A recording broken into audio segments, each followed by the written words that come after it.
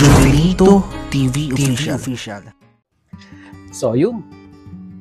Inyo, what's up mga kabagis? This is Jubilito TV Official at eto na naman pumuli ang isang edisyon ng ating reaction video mga kalingap at kabagis. No?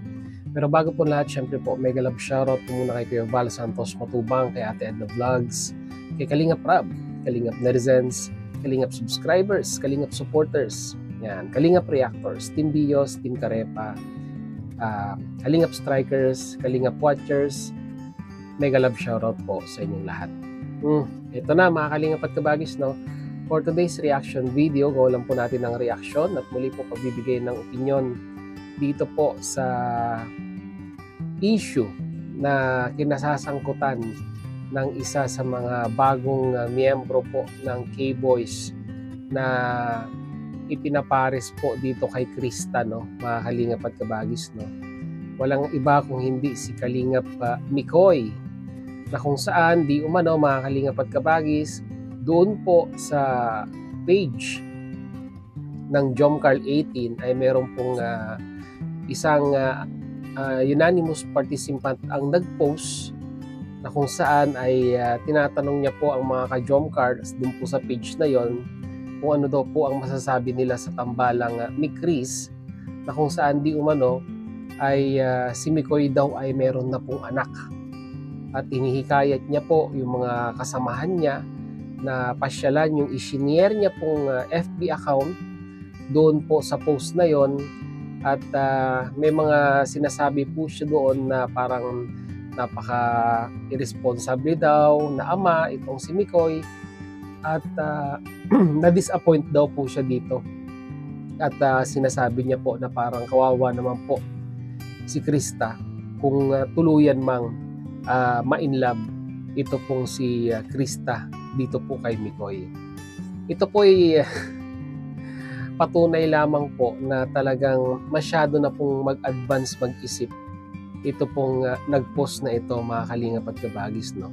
At napaghahalata din po na talagang nag-i-stalk po siya.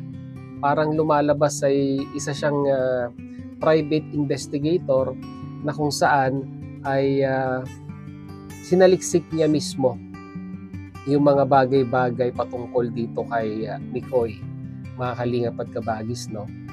Siguro po ito pong nag-post na ito ay nasaktan dito po sa pagtatambal ni Krista at ni Mikoy, at sa tingin ko po siya rin po ay siguro sumusuporta doon sa tambalang Mikoy at Eden, no? Mga kalingap at kabagis. Kaso unfortunately marami ang nalungkot nung nakapag-decide nga po na doon na po ipapares si Mikoy kay Krista at hindi na kay Eden, no? Siguro isa po ito sa mga supporters ng binubuo pa lang na Mikoy at Eden at that time, kaya siguro yung kanyang disappointment ay iginugol niya na lang sa pag-iimbestiga sa personal na buhay ni Mikoy, at meron siyang konting nasilip na pwede niyang ibutas at doon niya isinare sa page po ng Jomcarl 18, no? Mga kalingap at kabagis, at talagang parang nanghihikayat siya ng opinyon ng mga kasamahan niya doon kung ano po yung kanilang masasabi, mga kalingap at kabagis, no? At dito po may paglilinaw naman po, no, mga kalingap at kabagis, the difference between love team and tandem, no? Pag sinabi po nating love team ay nandiyan na po yung pagpapakilig sa mga viewers, no? Kaso nga lang parang ang nakikinita ko po dito ay parang nami-misinterpret nila yung differences between tandem and love team. Kasi parang ang lumalabas, mga kalingap at kabagis, ay magka-love team nga, no? Sa galawan, sa biruan, sa mga salitang binibitawan ay parang magka-love team nga itong si Mikoy at si Krista sa kanilang mga videong ina-upload dito po sa channel ni Kalingap Rab, no? Mga kalingap at kabagis. Kahit ako naman po, no, minsan kung bago ka pa lang na manonood sa mga video upload ng tambalang Krista at Mikoy ay talagang mapagkakamalan mong love team nga naman talaga, no? Kaya parang inililink nila yung ganong mga klaseng content ni Kalingap Rab pag pinupunta nitong si Krista na parang pampakilig, no? Anyhow, mga Kalingap at Kabagis, ito yung hindi mga naiintindihan talaga ng mga panatiko na masyadong nai-involve doon po sa sinusuportahan nilang love team, no? Kaya nga po love team hindi naman po sa totoong buhay, no? At may mga instances talaga na katulad po ng tambalang yung kila Roel at kay Rachel na naging successful, na naging sila in the end.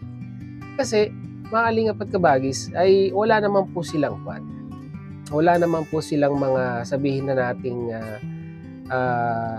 yung parang obligasyon, no, sa ibang tao, no, parehas silang single.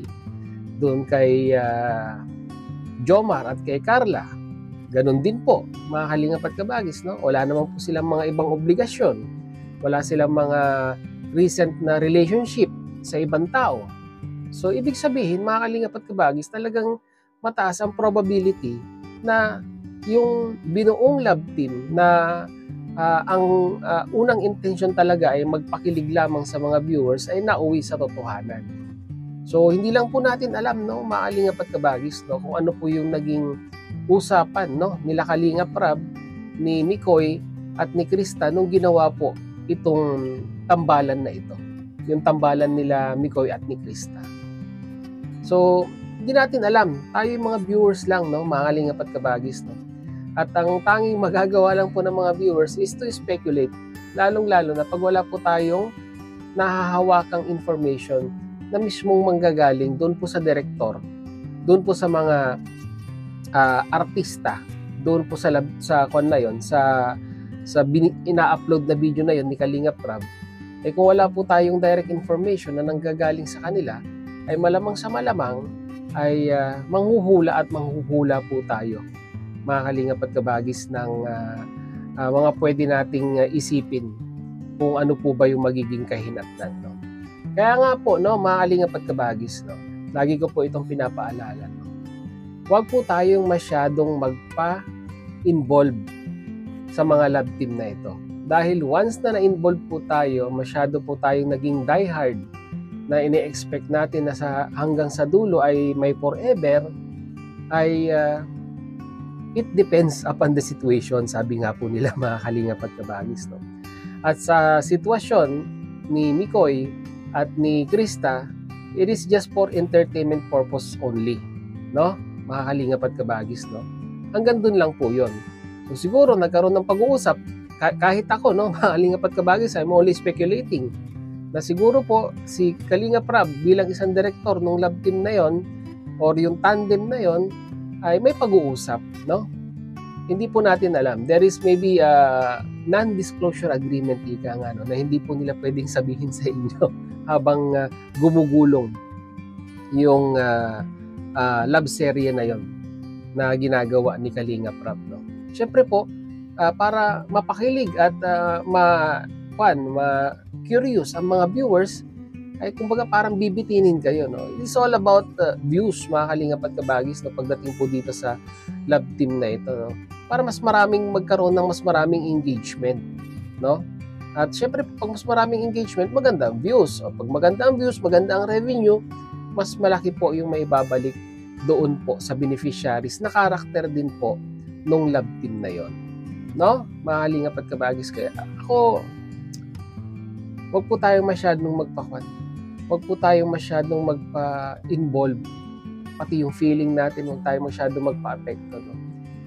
It is all about entertainment and entertaining viewers, mga Kalingap at mga Kabagis natin dyan. Kaya kung sakali man, no, kung totoo man na itong si Mikoy ay merong anak, may pamilya, so what? Be it, no? Diba? Anong problema doon? Basta ang importante, by the end of the day, napapasaya kayo ng tambalang Krista at Mikoy. Yun yung pinaka-importante doon, mga Kalingap at Kabagis, no? At wala na pong iba, di ba? matutulog tayo, ipipikit po natin yung ating mga mata na may ngiti sa ating mga labi na, di ba, ang gaan ng ating pakiramdam kasi yung good vibes na napanood po natin sa tandem na yon ay nagdulot po sa atin ng kasiyahan. No? Mahaling apat kabagis. So, huwag po tayo mag-isip in advance din. Di ba? Na masasaktan lang si Krista pag na-inlove. Hindi nga po natin alam, kagaya nga po na sinabi ko kanina kung ano po yung naging usapan nila in the first place nung ginawa po yung love serye na yan between Krista and Mikoy. So yun, mga Kalingap at Kabagis, na muli maraming salamat dahil sa dulo po ng ating reaction video ngayong araw na ito ay nasamahan niyo po muli si Jubilito TV Official at muli po inaanyayahan ko po kayo maging aktibo sa ating comment section. Mag-comment po kayo kung ano pong inyong opinion dito po sa usapin na ito, mga Kalingap at Kabagis, no? At kung hindi ka pa nakasubscribe sa channel ni Kuya Val Santos Matubang at Edna Vlogs Kalingap Rab, subscribe nyo na po sila, mga Kalingap at Kabagis, no? Sama nyo na rin po Jubilito TV Official pag hindi pa po kayo nakasubscribe.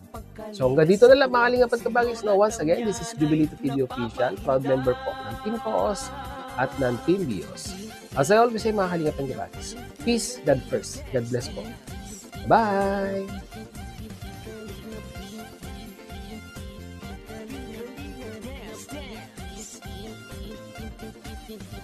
Salamat sa lahat ng sakripisyo nyo, Kuya Val Santos